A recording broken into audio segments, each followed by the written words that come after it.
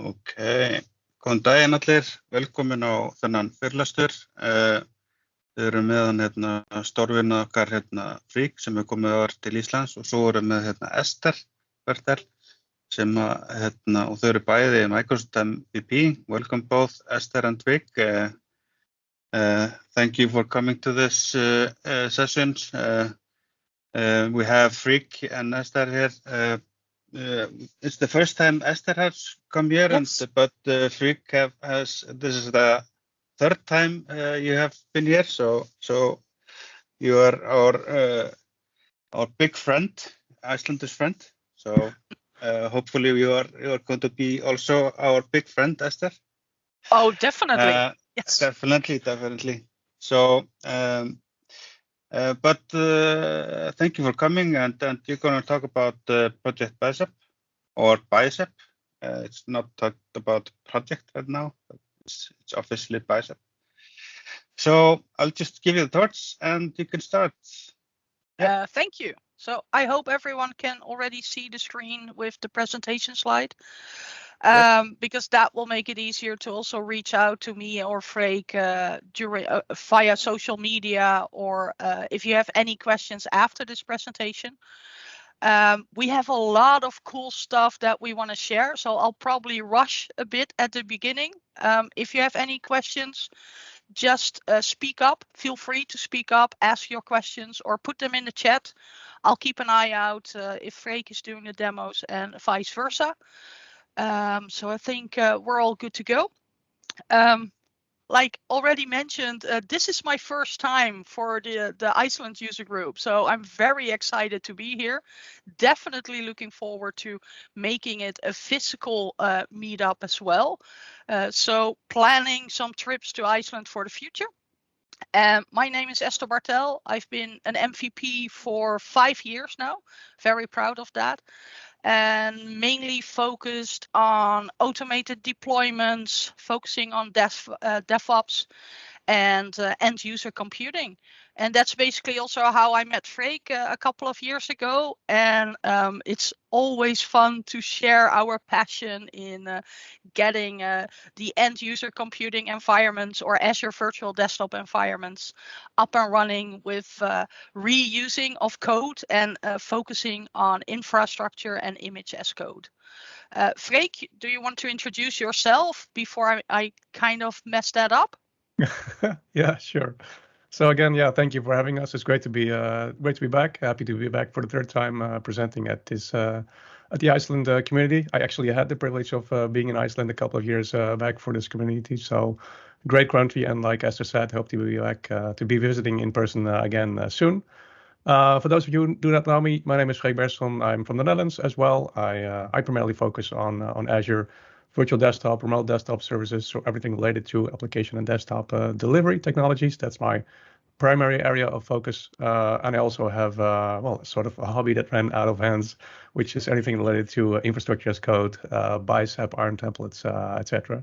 So I do enjoy working with automation and getting things in Azure using infrastructure as code approach. And yeah, we're going to see a lot of that today. So looking forward, and let's get started. Esther? Yeah, because I think it's not just Freek sharing his code. He also is taking up the task to even put it in writing and make sure that everyone has an easy, I'm not going to say manual because it's way much more. It's even more a reference guide, but this is definitely an awesome book. Recommending it. Doing a big shout out to you, Freek, because, well, I think that's the quickest way to help you get started with Bicep templates and infrastructure as code. And looks like you once again are ready to hand out a copy to someone that today. I do. Yeah, I have a physical copy right here. So someone who's interested, feel free to join this raffle and send a tweet, LinkedIn message mentioning this community group and at least our names to make sure that we actually see it. And we're going to draw a winner later today and send you the physical copy of the book. So happy to be that. And yeah, the book was another hobby that ran out of control about a year ago. But I'm proud it's actually available on Amazon. Got a lot of great feedback on it, and happy to share one for free at this session as well. Yeah, and I have to admit, I'm very happy that Freek wrote the book because, like I said, it's a great way to get introduced to Bicep and explore all the possibilities yourself. So hopefully we'll be able to zoom in right now on all the cool stuff that Bicep has to offer. Yeah, I think normally we used to have a slide about our tour bus and our virtual roadshow. But I think this is like the first announcement, Freek, to say that we are now growing accustomed to the idea that we can get back out into the world and start doing physical meetups and doing presentations live in front of, well, an audience, in-person meetings again. So yeah, don't be surprised if you see us walking around in this t-shirt in a couple of weeks. And as you can see, we already have some meetings, events prepared, presentations prepared that, as it looks right now, will be in person. So looking forward to stepping up our game and not just have this joint camera virtual presentation experience. Would be fun to be back on the stage with you again, Freek. Yeah, absolutely. Likewise. Okay, so as mentioned before, today's focus is on infrastructure as code. And if we're looking at infrastructure as code, and unfortunately it didn't put the I made some last minute slide changes, so it didn't put the definition on there. I do apologize for that. But if we're looking at the definition for infrastructure as code, it's focused on provisioning infrastructure resources in a similar way as we are accustomed with software deployments. And what that basically means, look at that, it's already there, so I remembered it correctly. So what that definitely means is that it focuses on using templates or scripts, or maybe even a combination of templates and scripts, in combination with an orchestration tooling, and I'll focus on that in just a second, to give you all those resources that you want to have in either your public cloud, Azure, or private cloud, your own data center. There's still a lot of possibilities to even do hybrid deployments. And I think that's one of the reasons, the whole templates and scripting thing, that got Freek and us so excited about infrastructure as code and basically taking our deployments to the next level. And before we zoom in on Bicep, I first wanted to make sure that we all understand why it's so related to the Azure Resource Manager. Because if we're looking at deploying resources in Azure, basically everything is run through that Azure Resource Manager. If we're looking at the top of the slide, it says Azure Portal, CLI, PowerShell, SDKs, REST APIs. Those are basically all the interfaces that we can have to communicate with the Azure Resource Manager and to provide, if we're really honest, with an ARM template, to provide it all the information that it needs to translate our request, basically a definition of the configuration or the resources that we want deployed in Azure, and then perform those actions for us to get us those resources. For those of you who have already been using the Azure portal, you might remember that every time you create a resource in Azure, you have to go through all these, what I still call fill out forms with all the different tabs to put in all the information that Azure is asking you. And that's basically in the background creating that ARM template for you and pushing it to the Azure Resource Manager. One of the things that we discovered very early on is, even though the template format is very clear and very structured, it can become very easy or it can become complex easily. because there's a lot of different references back and forth within the JSON formatted template. And I have to admit, it doesn't feel like the easiest usage of templates to get started with if you're just getting introduced to infrastructure as code. And I guess that's one of the reasons that Microsoft basically came up with Project Bicep. I think Freek has a good story about this tweet. Yeah, so I wanted to have this in because this was actually my first interaction with something that was called Bicep back in November 2020. This was a tweet by Mark Sonovich. I'm sure everyone knows him. If not, he is the brains behind all of the sysinternals tools from the past, and is now the Azure CTO for Microsoft. And he tweeted this in November 2020, stating that they're working on creating a DSL, and as we'll explain in a second what a DSL is, but they were codenaming it Bicep.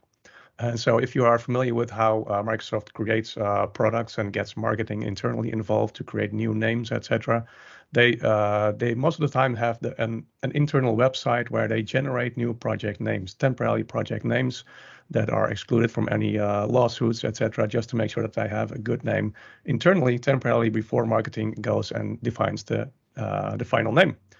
So, but in this case, it was actually one of the PMs who thought, well, let's just create a new funny name internally because, well, we're looking at ARM templates, and what does the ARM eventually empower? It's the Bicep. So let's call it Project Bicep.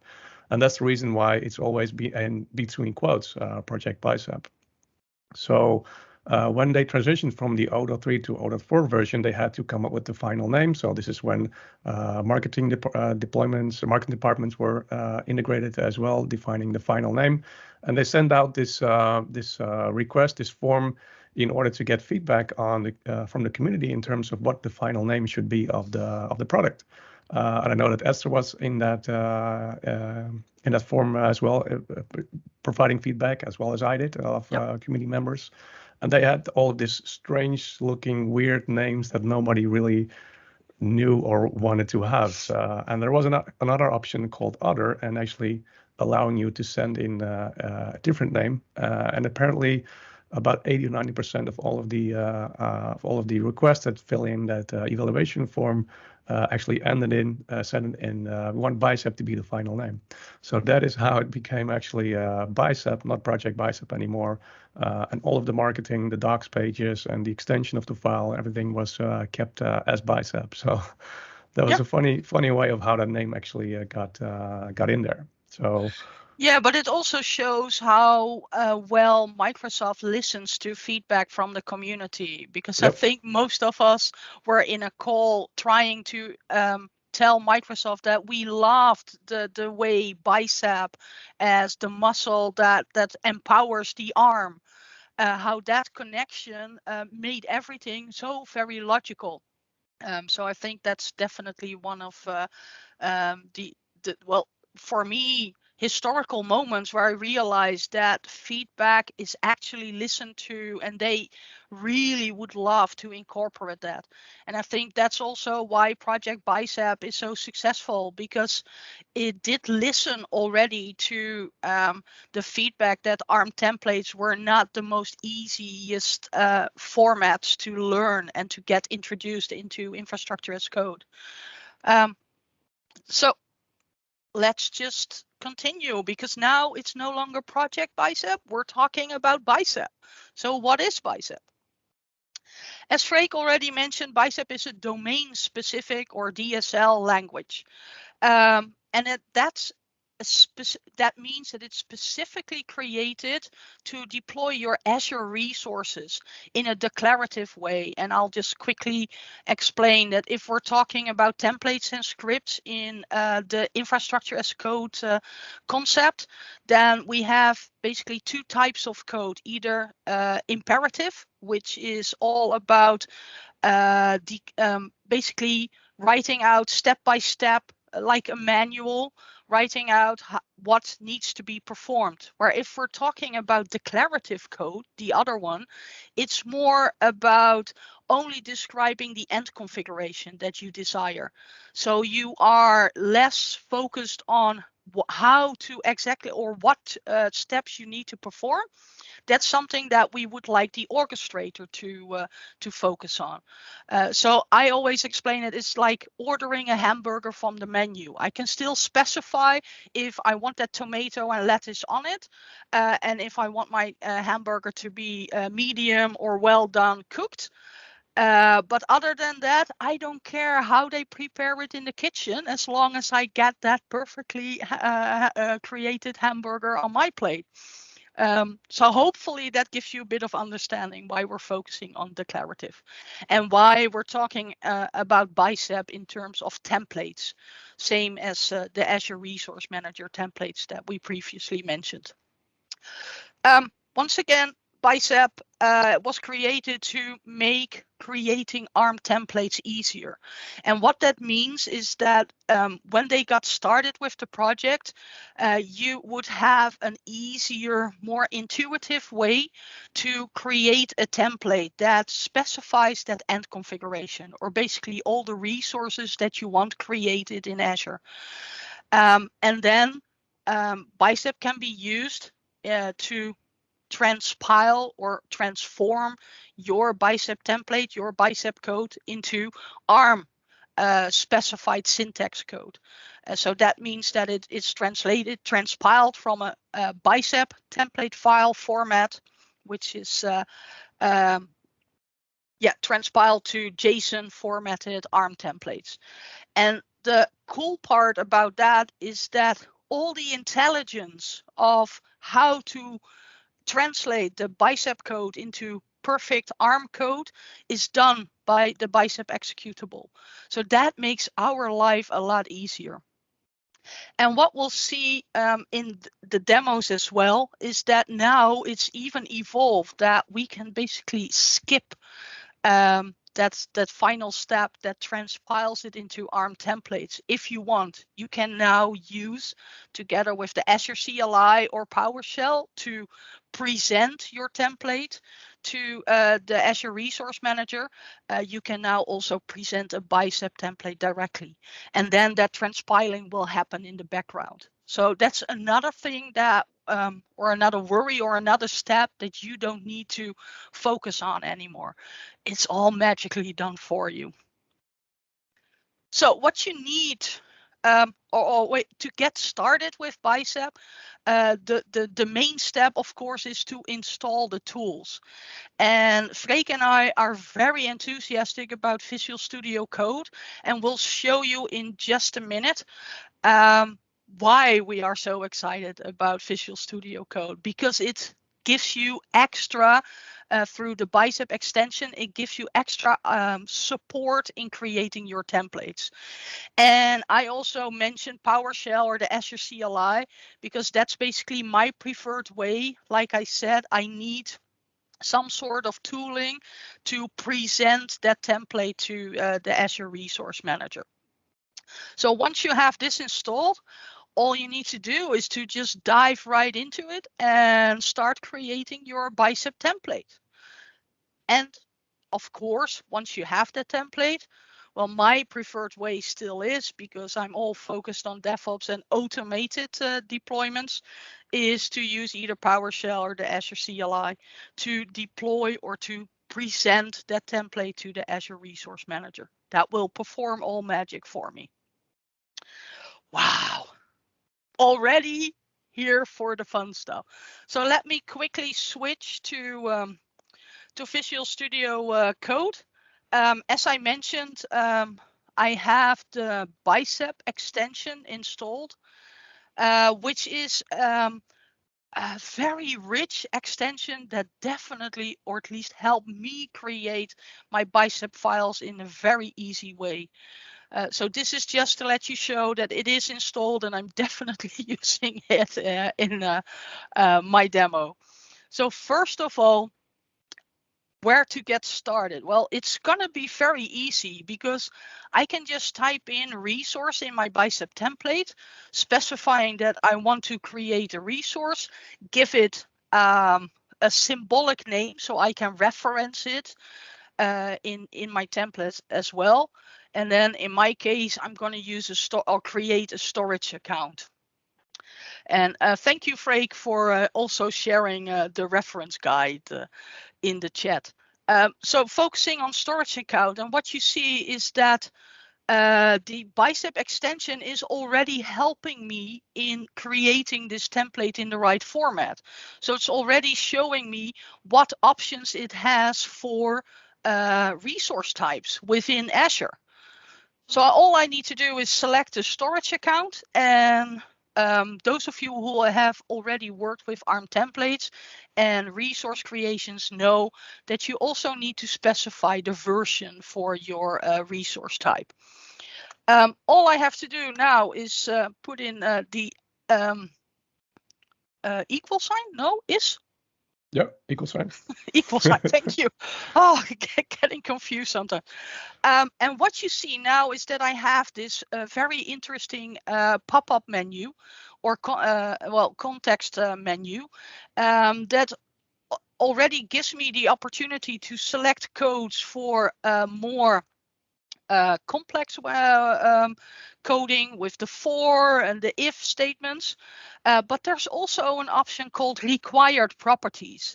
And that's what we call scaffolding in Bicep templates. And please just ignore for now all the red signs. I'll explain to you in just a second why this is happening in my code. So the cool part about the scaffolding is basically with those required properties, it allows me with just one click of a button to instantly have correctly formatted code that all I now have to do is basically put in a name for my storage account, Bicep demo, and with a tab I can easily jump to the next option. So let's put in West Europe. And then with the SKU, one of the other cool things is that if it is focusing on predefined settings, you can easily hover over that section, that property within the code. And you, as you can see, you already get the suggested or the allowed values for this property. The other cool thing is that if I press Control Space, I also get that same predefined allowed values in an easily select list, and I can just like that select it. I know with kind it has the same option. So with just a couple of clicks and just a couple specifications in my code, I now already have a good to go template that will deploy a storage account within Azure. So hopefully that already gets you very excited, because for me, it's so easy to now create my code, which also allows me to have logging of all the resources that I have running in Azure. We can all now be like Bicep heroes or infrastructure as code heroes. Another cool thing that I definitely want to show you, if I press res minus, then it gives me something which is called snippets. And that means, let me just see if I can come up with one that I know the person that suggested this snippet. But as you can see, this is another cool way to already get predefined bits of code or snippets, as of course the name already explains what the functionality is. And that means that I can easily just zoom in on those features that I want to personalize for my code, for my template, and then be on my way.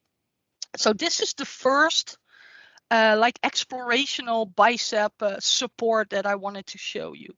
The other thing is using parameters, because those of you who have already used ARM templates as well will know that parameters are like the cool bits that allow us to create the template and then be able to reuse it by simply specifying different input values for those parameters. Just a couple of examples, because I don't want to focus too much on these details. Similar as with resources, you just type in param, give it the parameter name, specify its value, and then just in this case, I'm also setting a default value, because this allows me to also use this template in my deployment and have those default values pre-filled in during the creation process. What I wanted to focus on is what we definitely need to take my notes with me, what we call the decorators. And these are like additional configurations for those parameters. Most of you know already by now that one of the things that we need to handle with care is, for instance, passwords or the secure string type that we might be familiar with in PowerShell. Because this special string type also triggers, for instance, in DevOps, the option to mask any value that is created in the logging. So to ensure that this super secret password is not shared, as you can see, I already get some additional warnings about putting passwords in clear text in my code. We can have the decorator for my parameter that specifies it as a secure string. So that's to ensure that all logging will definitely not repeat putting it in clear text out in the open. The other one is allowed. What you previously saw with the SKU name property of the storage account is that it had different options. And I can also make sure that the parameter, the input value, is checked if it is one of the allowed options that I specify. So that's just to give you another idea of how to use it. Scrolling down just to make it easier. We also have the option to use variables. So these are specified, not input for my template, but to be used within my template. So in this case, I used it to concatenate a string, or to use like a postfix parameter input for my storage account name, because I wanted to be following a specific name convention. And the other easy thing is that if I want to use that parameter within my resource declaration, all I need to do, in this case, yes, it's the TG, the name. So that's, and what you can see is that the extension also specifies the name. I also get a warning here that it's not custom to use the resource location hard-coded. So let me quickly change that as well to the parameter that I already specified. So that at least removes some of the warnings from my code. In case you do feel that some of the warnings are not right, or some of the warnings are not what you would like to see, I can easily, for instance, with the secure parameter default, use a bicep config.json file within the same folder. And as simple as that, make sure that that warning in regards to my super secret password, did I put it off correctly? Yes, just make sure that it doesn't also warn me that that parameter is never used. And what you see is that that warning now disappears. And the squirrely lines underneath super secret is also gone. So it's not giving me that warning again. So that makes it easier in case you do feel like putting this back to warning, just to show you the difference. So once again, it keeps telling me that a lot of parameters are declared. So good on me for doing that. but I might want to use them in my code, in my resource declaration later on. Hopefully, even though it's very fast introduction, it gives you an idea of how easy that Bicep extension helps you with your code. One final thing, just to show you, this is also using the parameters also makes it very easy to reuse the scripts that I use to offer my template to the Azure Resource Manager. I can just simply specify the input parameters and then use the new AZ resource group deployment or AZ deployment in case I want to deploy it within a subscription. I'm pretty sure Freek will focus in on that one, and just have a go at it. And then with the next run, I can just make sure that that postfix name is changed, and have the location maybe changed, or maybe even upgrade to premium storage account instead of the standard storage account. And with that, I think I just quickly rushed you all into hopefully getting very excited. I hope not everyone is already running off to start building their own Bicep templates, because I think, Freek, you also have some really cool demos prepared to basically take it to the next level.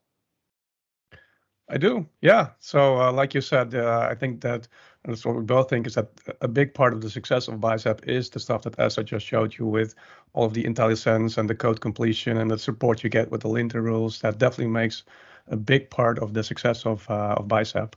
Yeah, great introduction, and let's continue the demos. And let me go ahead and share my screen to show you some more cool stuff. Yeah, and I see in the meantime that you did, yeah, I saw you raising your hand. Gisli is the right pronunciation, right? Yeah, there is a question there. Yeah. Go ahead. There's a question in the chat. I just want to mention that. Yeah, so the question is, what is the correct way to pass parameters like access keys between resources? So what I didn't show yet, but I'm pretty sure that Freek will zoom in on that, is that we can reuse those defined resources with that symbolic name in other parts of our template to use the properties, for instance, or maybe even the ID to reference to it, and therefore create multiple references and dependencies within our templates. So I hope that is a nice teaser to answer the question. Yeah. And the other one, yeah, we'll definitely take a look at that in a second. And also, you can use Key Vault for that as well. So storing those secrets into Azure Key Vault as part of a Bicep template, and then retrieving them while you're working with Bicep templates for those secure values. That's also possible using the get secret function that is available for ARM templates as well as for Bicep. Okay, so you should be able to see my screen. Yes. Right. Cool. So as I showed you the declaration of the first resources and doing that from scratch and using leveraging the linter rules and the scavenging and the code snippets, etc. And so let's take a look at a scenario first where we have multiple resources into one Bicep file. We'll also touch on the symbolic names that Azure mentioned a minute ago. So in this case, I have an example file, a Bicep file already containing a couple of resource declarations. So like Esther, I have a couple of parameters with a couple of parameter decorators here, a couple of variables. But essentially, I'm creating three different resources. So I have a virtual network, I have a network card, as well as a virtual machine. So if you're familiar with Azure deployments for virtual machines, in this case specifically, you'll probably know that these objects are tied together, right? You cannot create the virtual machine before the NIC exists, and you cannot create the NIC before the VNet exists. So let me take you through the JSON equivalent of this code. I'll just show you a couple of ways to actually transpile from this file towards JSON. The first option, let me get into the right directory here, is actually bicep build That's the command, and then passing on the name of the file, which is for main VM bicep demo.bicep. If I do that on the left-hand side, actually it was already here, so that is cheating. Let me just remove that and do that again. Run the bicep build command here. So what it does is it's create the JSON equivalent right here. So if I open it up side by side with, oh, sorry about that, with the existing one, we can already see the difference between left-hand side, the JSON code with a lot of syntax overhead with brackets and semicolons and colons going on, versus the right-hand side, which is much more easy to read and to digest and to debug, etc. But what I want to focus on is those multiple objects. So I have here the declaration of the VNIC, and left-hand side. Let me take you to the JSON equivalent. We can see that there's a depends on section here. So this is basically us telling the ARM engine, do make sure that before you create this network interface, make sure that this VNet, the virtual network, actually exists. So that's the depends on section. That's what we call an explicit depends on. So we're telling the ARM engine, make sure to deploy this first and then this resource. If you take a look at the right-hand side, the original bicep file, there's no depends on section here. And this is where the symbolic names also come into play. So as you can see, I have the declaration here of my VNIC, but as part of it, I'm pointing to a specific subnet, and here's that symbolic name. So VNet is actually the symbolic name created right here. So that's another resource. And I'm pointing to, in this case, a property of that VNet, the ID. And because of that, the Bicep engine actually knows to add that explicit depends on section in the ARM template. So although I do not have to do that explicitly here, it is being added implicitly as part of that transpilation process. So of course, this is a relatively simple example, right? Virtual machine, network adapter, and VNet. But you can imagine like having a dozen of resources all connected to each other, making sure that all of these depends on sections are accurate and up to date is a really complex task. So the Bicep engine knows about that because of that symbolic name. And it's already helped me even with deploying the virtual machines for Azure Virtual Desktops. Yep. Because I have to admit that I'm one of those persons that forgot in my ARM template to put in that depends on section. So I just got thrown a lot of errors when I first deployed my template. So I'm very happy that Bicep makes that easier and also makes it more consistent and ensures that the ARM template is configured correctly. Yep, I agree. Yeah, and the other way, of course, that if you, for some reason, are depending on a resource that is not as part of a symbolic name, we have to get to the right section here. You can always do an explicit depends on and add that to the Bicep code as well. But for the majority, probably 90%, you will always reference to a property of a previously declared resource and will be added by the Bicep engine automatically. So definitely a great feature. The other way, which is relatively new also, is in regards to the transpiling process. You can also, by the way, just right-click it and click build here, which is the same as the build command. So another example of how VS Code is continuously evolving and making it easier to do these build and decompile actions right from within the GUI as well. So as I already touched on reusing code and using parameters to make sure that your code is being reused, and you can pass parameters to sort of steer it into the right direction. The other way is actually using modules, which is also a great feature of Bicep. And let me take you through a module example. So in this case, I have another Bicep file, which is called main.bicep. Again, I have a couple of parameters, a couple of decorators, etc. And here's a resource declaration. And what you can already see here is another option here, which is a conditional. So in this case, I'm telling the ARM engine to only deploy, in this case, the resource group if this condition is true. And this condition is actually a Boolean. So as soon as you pass that parameter towards this Bicep file saying true here, it will create the resource group. And if not, it will not do it. So this is an example of conditional deployments as well. So of course, a very small resource, but here you can see another keyword, which is actually module. So we're not declaring a resource here, but we're using the module. Again, we have a symbolic name here, and we're referencing another file, and basically just another Bicep file. So there's nothing different between a module file and a main file in any way. Any file can be a module, any file can be a main Bicep file as well. So we're basically telling the Bicep engine here to incorporate this module and get all of the resources that are declared in there in this template as well, start deploying them. So we're going to pass a couple of parameters that we collected above. We're going to pass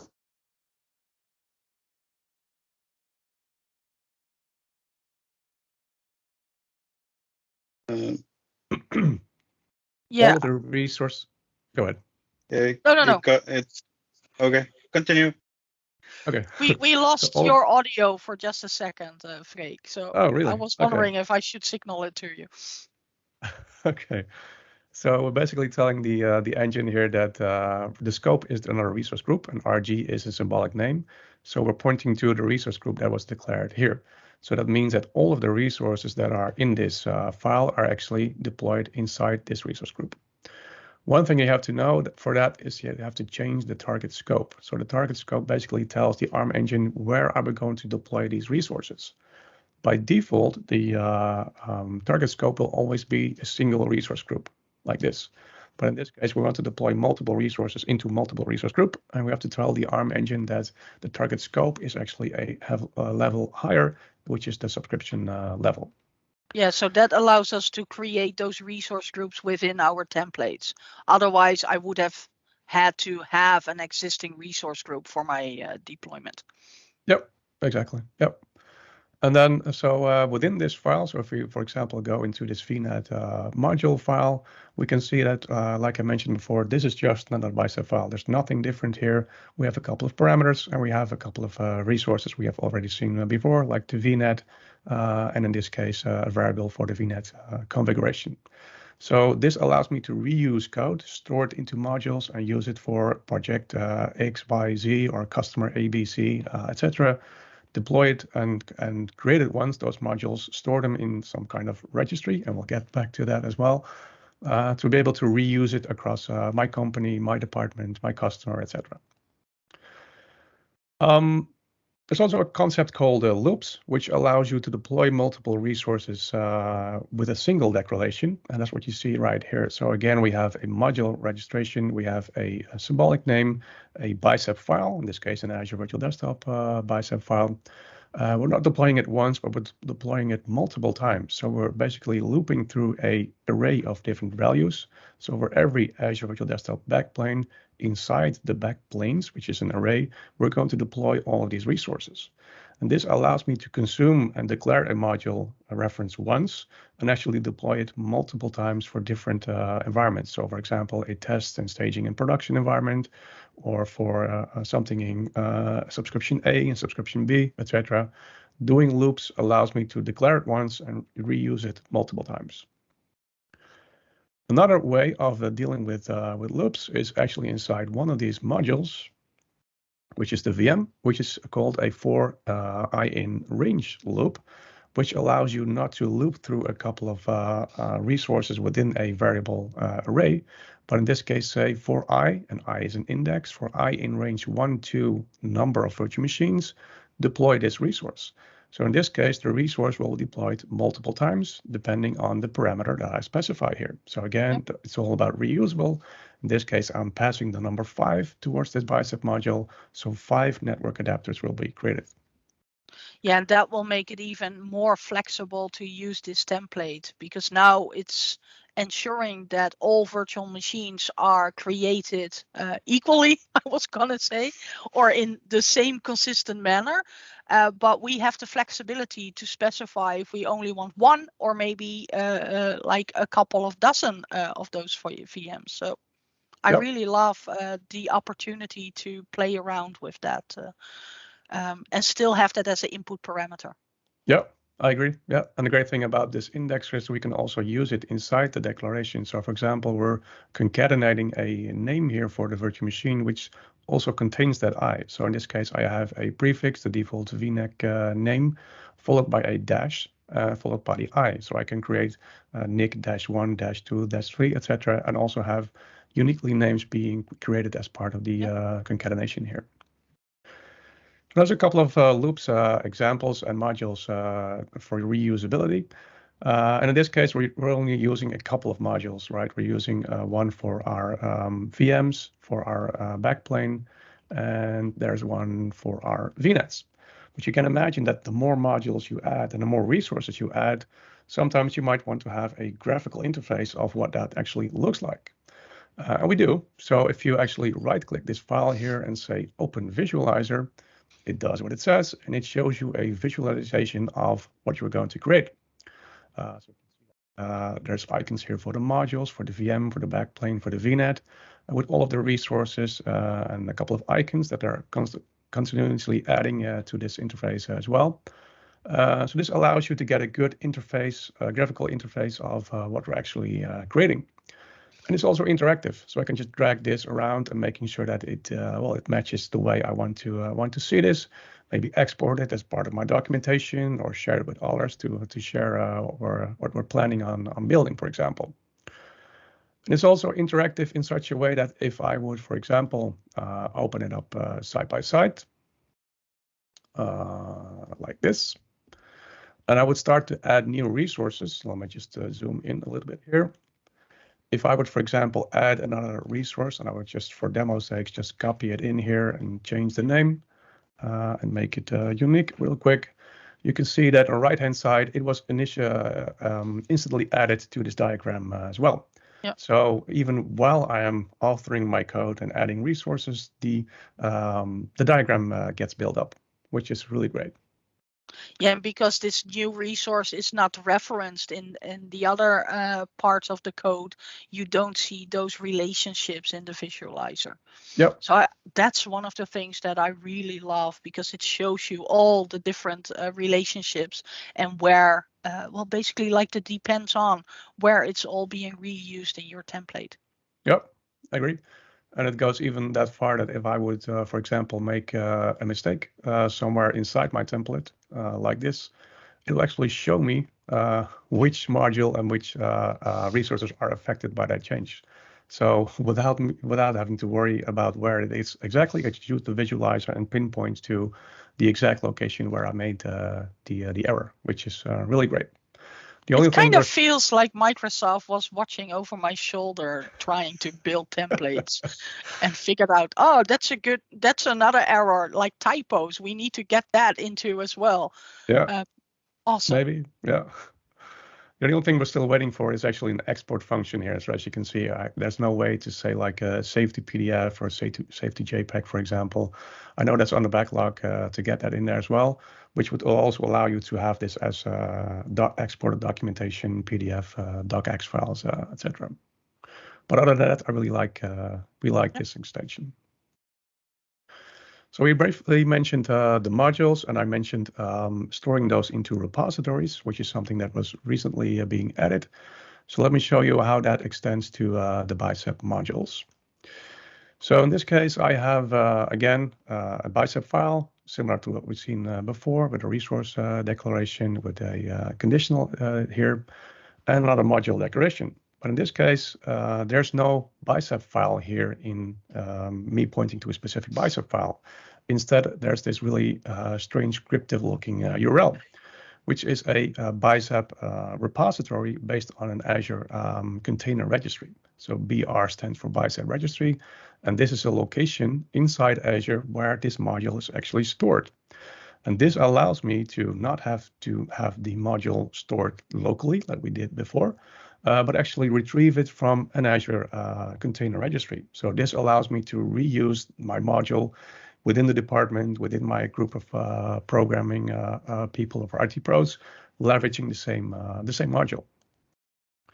Yeah, so that basically also means that previously, from a DevOps perspective, we always had to check out the repository to get access to all the files locally on my agent. But now this template, I only need to basically check out this template and then can reference all the modules that are in that public available storage location. Yep, agree. Yep. And it's good you mentioned public because this is, of course, the first edition of these modules being inside an ACR. So this is more intended to have that within your organization, within your subscription, etc., to share with your coworkers. And they're also working on another one, which is in fact fully public, which would also allow you to share your Bicep modules within the community or within a broader audience as well. Yeah, like similar like the repositories that we now already know, like the GitHub, and being able to reference those files. Okay, Yep. that's really awesome. Yep. And the way, just to show you how to get that module inside an ACR, let me just show you a quick example here. It just is. So it's a combination of the Bicep CLI. I basically say Bicep publish. This is my Bicep file, and this is my target location. And that will result into a Bicep module being available inside Azure. And just to show you real quick what that looks like, if I would go to a ACR resource group, this is that container registry. So of course you have to create that before, but after that I have a repository here. I have this repository location here with a version in it, and this is Nice. not the template itself, but this is the what is it? The manifest file for creating this file. So this allows me, of course, with all of the RBAC roles, to allow access to a specific group of people based on their access in Azure as well. So definitely a great way when you talk about reusing modules and reusing code within your organization. Yeah, so I'm just waiting for the public opportunity as well, because then I can just reference Freek's code and templates. Yeah. That will make my life even more easier. Okay. So there's two more things actually before going back to the deck, taking a look at the time. We also want to make sure that we have enough time to wrap up and answer any additional questions. But you might have existing JSON files, right? You might have invested already in JSON files or downloaded JSON files from the Azure Marketplace, from GitHub repositories. So the question is there a way to decompile it? And the answer is, of course, yes. So let me take a look at a JSON file here. Oh, sorry, Bicep file. Decompile. So I have a JSON file here, and this JSON file creates, again, you might have guessed it, a couple of Azure Virtual Desktop components, host pools, application groups, and workspaces. What I would be able to do is say Bicep decompile, and then the name of the file. And left-hand side, where you can see created is the Bicep file. Now, of course, we get a warning here saying that this is all based on the best effort, right? So not all properties will properly decompile, but there is a Bicep file now here based on what I have defined in JSON. So this is a great starting point if you have experience with JSON and want to make the transition towards Bicep, or you downloaded some kind of JSON file from a GitHub location or got it from a colleague. This is a really easy way to do that decompile action. And the last one, and this is actually one of my favorites as well, is what if I have an existing resource in Azure that I want to see the Bicep code of? So in this case, I have a virtual machine, but it could be any resource. And if I would go to the JSON view, I would get the JSON view of this resource, right? So I can copy and paste it and do the decompile action that I just showed you. But the other way is actually getting the resource ID of this resource by simply copying it, going back and opening, in this case, a brand new file, going to the command palette and say insert resource, and just paste that ID in here. And what the engine will actually do is retrieve the file and show me the Bicep equivalent of the resource. So this is a super easy way if you just have a single resource you want to see, or reverse engineer to take a look at the Bicep code. Super easy way, also integrated into the VS Code extension to get the Bicep code instantly. Yeah, Microsoft definitely was looking at my efforts to create Bicep and ARM templates. Yeah. Cool. Yeah. So that was well, hopefully some interesting things around Bicep. A couple of latest innovations have been released over the past months, are going to be released. Like, for example, the public registry. Definitely looking forward to that one as well. And yeah, did you want to share the deck again, Esther? Yeah, do you want me to? Yeah, no worries. Hang on. Let me just quickly share my screen again. This one. So everyone should now see the slides again. Yep. If I'm not mistaken. Okay. Okay, perfect. Do you want to share the cool news about the roadmap, or are you gonna put me on the spot for this one, Freek? No, happy to elaborate on that. So we already mentioned a couple of these things, right? So this is a timeline that we're constantly updating as part of this session as well. So, but this is the most current update. So as you can see, the private module registries that are part of the 0.5 version are already in there. The linter support that Esther showed you.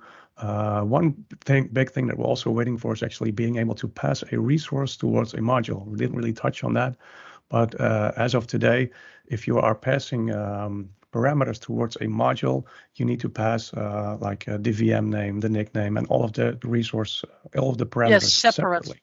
Yeah.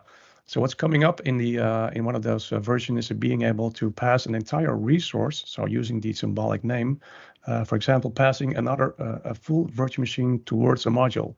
And then within that module, we're able to use that same symbolic name and retrieve a couple of properties. So that's going to make life a lot easier when you're dealing with modules and passing parameters around. And yeah, basically we're waiting for the 1.0 version, which is currently still estimated for March. It was previously estimated for January and back then for February. So we'll see if we get it in March. But I know that passing the resource to modules is a big feature they need to complete first, as well as the public registry. Just to make it clear, that does not mean that you cannot use Bicep for production environments, because since the 0.4 version, it is fully supported as a way of deploying resources. So there's Microsoft support on it, and all of the official documentation has been there since 0.4. It's just that from starting from 0.1, we'll have a much stricter change policy to not have breaking changes evolve as they are planning and introducing new features. So just to make sure that everyone understands, you can use it for production. In fact, we are using it for production all the time. So yeah, go ahead and start flexing those muscles, I would say. Definitely, because I think, well, I hope everyone is still in the chat and not, or still in this presentation and not already ran off building their own templates. Basically, thank you very much for giving us the opportunity and reserving time for our enthusiastic promotion of using Bicep for resource deployment. Yeah, thank you also. This has been very cool to see the features that has been added since last time I took a look at it. Is there any questions that you want to ask, guys? I know that Gunnar has some questions. He's always. Well, feel free to unmute yourself and just ask the questions.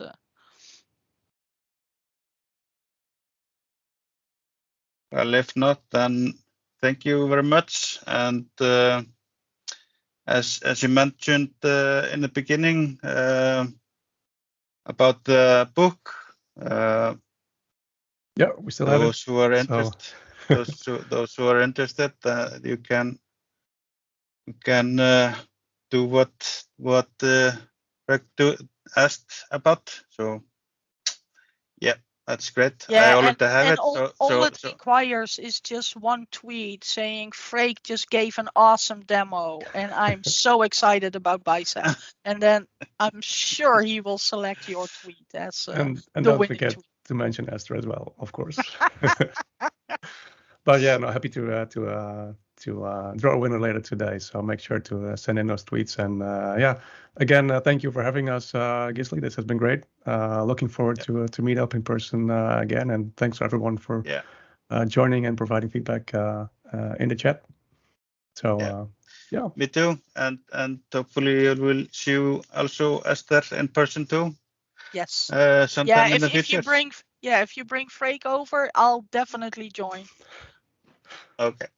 Sounds great. Until next time. Thank you. Bye bye. Okay. Bye bye. Have a great day. Bye. You too. Bye bye.